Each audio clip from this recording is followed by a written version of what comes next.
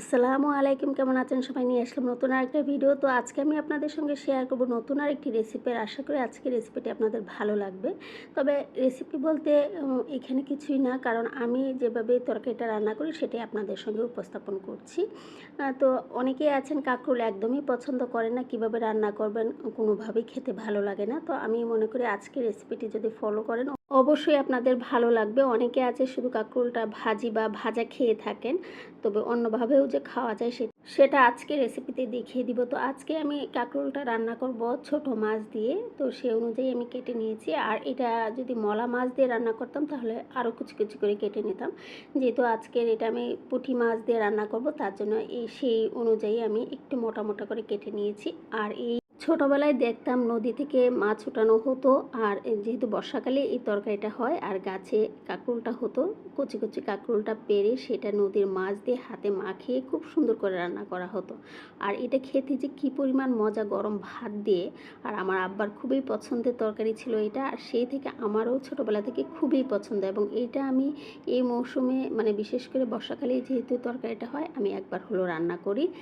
আমার হাজব্যান্ড আগে এই সবজিটা একদম পছন্দ করতো না, এখন আমি যেহেতু পছন্দ করি কিংবা রান্না করে দিই সে কিন্তু খুব মজা করেই খায়।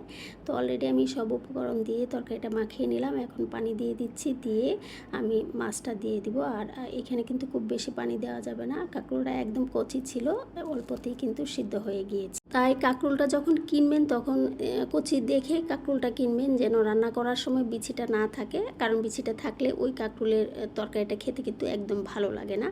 তো এখন আমি পেঁয়াজ আর কাঁচামরিচ দিয়ে দিলাম, দিয়ে আমি এটা চুলায় বসিয়ে দিব। আর প্রথমে একটু হিটটা বাড়িয়ে দিব চুলার, যখন বলক চলে আসবে তারপর আমি মিডিয়াম আঁচে এটা রান্না করব।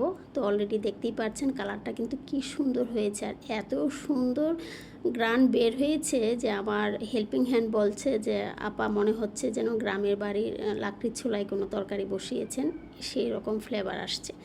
যাই হোক, এখন আমি এই যে সব উপকরণ তো দেওয়া আছেই, আমি বারবার ঢাকনাটা খুলে দেখে নিচ্ছিলাম যে তরকারিটা কেমন হচ্ছে। লাস্টে আমি দিয়ে দিব ধনেপাতা কুচি। আর এটা কিন্তু আমি একদম পানিটা খুব বেশিও রাখবো না কমও রাখবো না, আমি আমার পরিমাণ মতো রাখবো। আপনারা যেভাবে খেতে পছন্দ করেন ঠিক সেভাবে রান্না করে নেবেন। এই যে ফাইনাল লুক এটা। আর এটা তো আমি গরম ভাত দিয়ে খেয়েছিলাম, যে কী পরিমাণ মজা লেগেছে। যাই হোক, এটা যেহেতু আমার পছন্দের, আমার কাছে তো ভালো লাগবেই। তবে আপনারা যারা এটা পছন্দ করেন না একবার ট্রাই করবেন, আমি মনে করি আপনাদেরও কাছেও খুব ভালো লাগবে। আর আজকের রেসিপিটি বা ভিডিওটি যদি আপনাদের কাছে ভালো লেগে থাকে তাহলে লাইক কমেন্ট শেয়ার দিয়ে পাশে থাকবেন। দেখা হবে নতুন কোনো ভিডিওতে নতুন কোনো রেসিপি নিয়ে। আর আজকের ভিডিওটা ভয়েস দেওয়ার সময় আশেপাশে থেকে খুব নয়েজ এসেছে, তাই সবাই ক্ষমা সুন্দর দৃষ্টিতে দেখবেন। আজকে এই পর্যন্তই, আল্লাহ হাফেজ।